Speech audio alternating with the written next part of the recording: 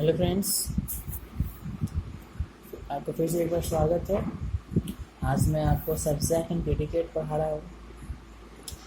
ठीक, तो बिना टाइम वेस्ट कर किए हम लोग समझते हैं पहले सब्जेक्ट और प्रेडिकेट होता क्या है। सबसे पहले सब्जेक्ट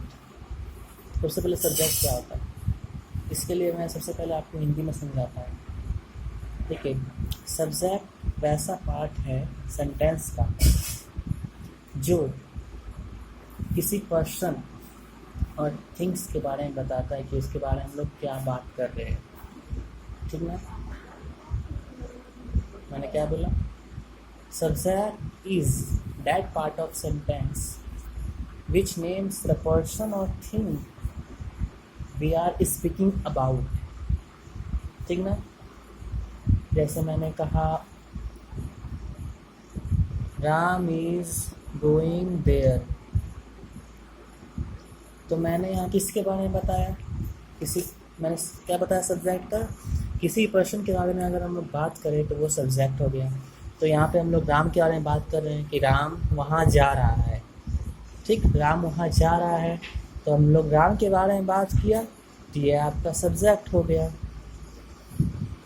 ठीक, जैसे आई एम कमिंग हियर, मैं यहाँ आ रहा हूँ। ठीक ना, तो मैं यहाँ आ रहा हूँ, तो किसके बारे में बात हो रहा है? आई, आपका ये हो गया सब्जेक्ट।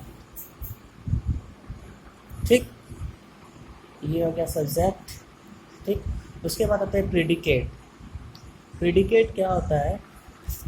प्रेडिकेट वैसा पार्ट है सेंटेंस का जो कि सब्जेक्ट के बारे में कुछ बताता है। Predicate is that part of a sentence which से समथिंग अबाउट द सब्जेक्ट। ये आपका प्रेडिकेट हुआ। जैसे मैं इसी एग्जांपल में आपको दिखाता हूँ। जैसे मैंने कहा राम वहाँ जा रहा है। ठीक, तो यहाँ पे सब्जेक्ट के बारे में क्या बताया जा रहा है? कि राम वहाँ जा रहा है।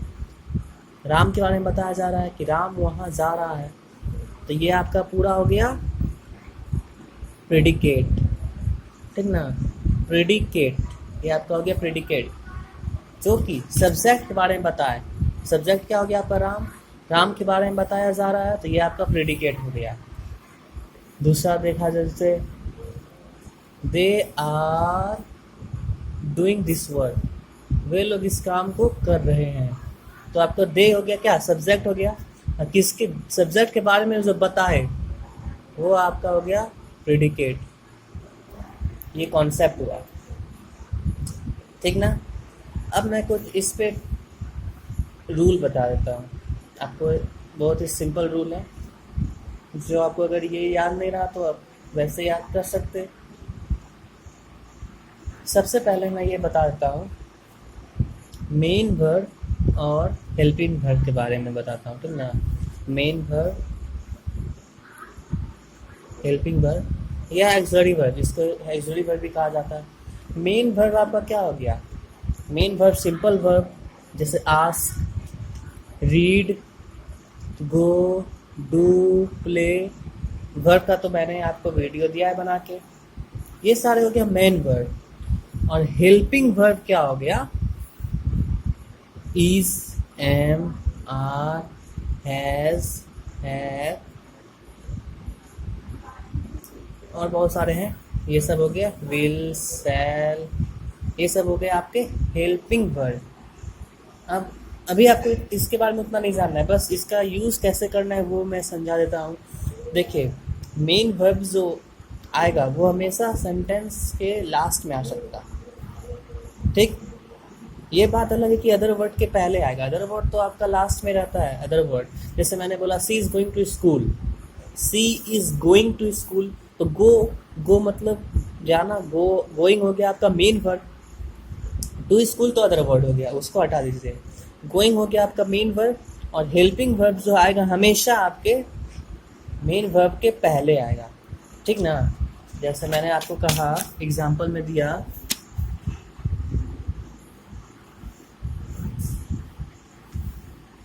सी इज गोइंग टू स्कूल। ठीक, तो ये आपका इज हो गया। पहले तो गो, आपको पहले मेन वर्ब समझना है। सेंटेंस में मेन वर्ब कौन सा है? मेन वर्ब हो गया आपका गोइंग। हमेशा मेन वर्ब के पहले आपका हेल्पिंग वर्ब आएगा। तो ये आगे आगे आपका हेल्पिंग वर्ब, ठीक, ऐसे होता है। तो ये था इसके बारे में, मेन वर्ब और हेल्पिंग वर्ब के बारे में, ठीक ना। अब एक मैं रूल बताता हूँ, ट्रिक, ये कैसे समझेंगे। ये सब्जेक्ट होगा इस सेंटेंस में और प्रेडिकेट होगा सेंटेंस में कौन सा, ठीक ना। देखिए सिंपल रूल है। जैसे मैं एक एग्जांपल लिखता हूँ, Ram is going there, Ram वहाँ जा रहा है, राम इज गोइंग देयर, ठीक। पहला रूल कहता है words to the left of verb form the subject. Verb बोला, वर्ब का जो पहले आएगा वो आपका सब्जेक्ट होगा लेफ्ट से, ठीक। तो ये तो आपका वर्ब है। ये तो मैंने नहीं कहा words to the left of the main verb या helping verb form the subject, मैंने कहा words to the left of the verb form the subject, ठीक ना। तो left, words to the left of the verb form the subject, जो भी verb के left में वर्ड होंगे वो सब्जेक्ट कहलाते हैं। अब बाकी जो बचा सब्जेक्ट के अलावा वो सारे आपका प्रेडिकेट हो गया, ठीक, वो सारे आपका प्रेडिकेट हो गया। जैसे मैं कुछ एग्जांपल यहाँ पे लिखता हूँ, the dog is running, the dog is running after the cat, dog is running after the cat. फिर लिखा मैंने जैसे the peacock is dancing, the peacock is dancing under the tree, ठीक। उसके बाद जैसे लिखा मैंने Rahul is playing the piano। जैसे मैंने ये तीन सेंटेंस लिया, आपको पूछा जाए इसमें सब्जेक्ट बताना और प्रेडिकेट बताना है, तो सबसे पहले तो रूल आपको अगर याद हो तो उससे आप सीधा कर सकते, जो भी आपके लेफ्ट में आएंगे वर्ब के पहले वो सारे हो जाएगा सब्जेक्ट। ये वर्ड लेफ्ट हो जाएगा, word left to the verb, ये वर्ब यहाँ से आ गया आपका, कोई भी वर्ब हो सकता है, हेल्पिंग वर्ब या मेन वर्ब, ठीक ना। उसके जो लेफ्ट में होगा वो आपका सब्जेक्ट हो जाएगा, बाकी जो बचा प्रेडिकेट हो जाएगा। फिर यहाँ पे आ गया मैंने वर्ब, यहाँ से स्टार्ट हुआ आपका आना, इसके लेफ्ट में हो गया, ये आपका सब्जेक्ट हो गया, रिमेनिंग आपका प्रेडिकेट हो गया। यहाँ देखा मैंने वर्ब यहाँ से स्टार्ट आना, इसके यहाँ लेफ्ट में जो हुआ वो आपका सब्जेक्ट हो गया, अब बाकी इधर सारा प्रेडिकेट हो गया। ये रूल था आपको सब्जेक्ट प्रेडिकेट समझने का। अब मैं आपको बुक का एक क्वेश्चन बता देता हूँ। पहला क्वेश्चन बोलता है, कहा जा रहा है इसमें, underline the main verb and circle the helping verb in each sentence. पहला है वी कैन स्विम, तो पहले आपको मेन वर्ब इसमें खोजना है। मेन वर्ब क्या हो गया, तो आपका ये स्विम हो गया, इसको अंडरलाइन कर दीजिए, ठीक।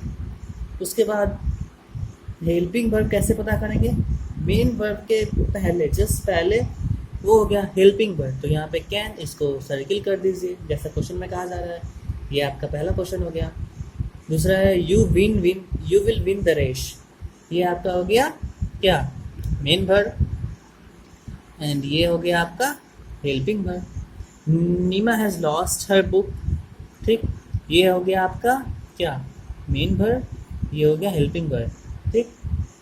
अब जैसे मैं इसमें कहूँ नीमा हैज़ लॉस्ट हर बुक, इसमें आप सब्जेक्ट प्रेडिकेट बताइए, तो हैज़ यहाँ पे वर्ब स्टार्ट हुआ हैज़ से, हैज़ के जो पहले आएगा वर्ब के पहले लेफ्ट में वो आ गया सब्जेक्ट, यानी आपका जो नीमा हो गया ये सब्जेक्ट हो गया, बाकी जो बचा वो प्रेडिकेट हो गया, ठीक ना।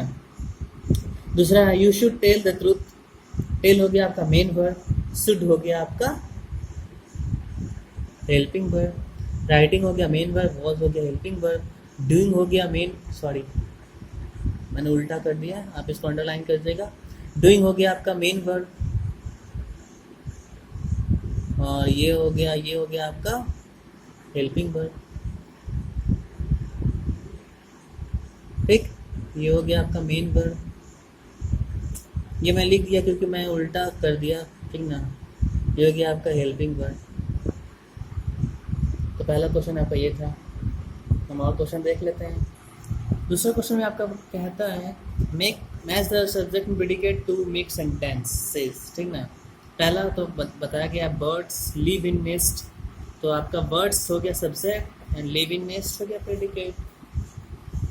फिर आते हैं रमन, रमन के साथ मिला दीजिए, Raman brushed his teeth, the rose subject हो गया, इसके साथ प्रेडिकेट, रोज सब्जेक्ट हो गया, इसके साथ predicate, is a lovely flower, monkey has a long tail, बीज एंड आर्म्स, ठीक।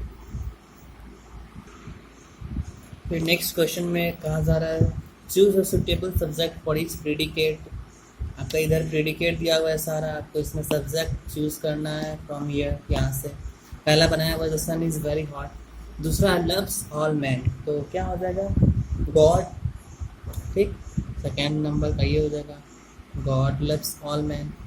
फिर क्या है लव देयर चिल्ड्रन, इसमें आपको क्या करना है all parents love their children, सभी पेरेंट्स अपने बच्चों से प्यार करते हैं। Works in a factory, my father works in a factory, मेरे पिता फैक्ट्री में काम करते हैं। Clean the table, servant clean the table, ये आपका हो गया, ठीक। फिर नेक्स्ट हम आते हैं, सबसे पहले गर्ल्स, ये सारे हो गए। ये आप क्या हो गया सब्जेक्ट, इसमें आप बोल रहा है प्रेडिकेट, यहाँ से लिखिए यहाँ पे खोज करके। पहला तो लायन है, तो लायन क्या हो जाएगा lion is the king of all animals, ये हो गया आपका सेकेंड नंबर का। Mango, mango has a sweet taste बोला जाए। The earth moves round the sun, the donkey is a useful animal, ठीक ना। ये आपका था एक्सरसाइज हो गया आपका कंप्लीट, और सब्जेक्ट वर्ब के बारे में भी आपको पता चल गया। सब एक बार मैं फिर से आपको रिकैप कर देता हूँ। सब्जेक्ट क्या हो गया, रूल के अनुसार मैं बता देता हूँ, ठीक ना। बाकी तो आपको कॉन्सेप्ट पता ही है। सब्जेक्ट क्या हो गया, जहाँ से आपका वर्ब आना स्टार्ट हो गया उसके जो लेफ्ट में है वो सारे हो गए सब्जेक्ट, और उसके बाद रिमेनिंग जो बचा सेंटेंस पे वो प्रेडिकेट हो गया, ठीक ना। ठीक है, तो आप लोग ये चैप्टर को अच्छा से पढ़िए, फिर मैं आपका नेक्स्ट चैप्टर जल्द ही लाऊंगा, ठीक है। बाय।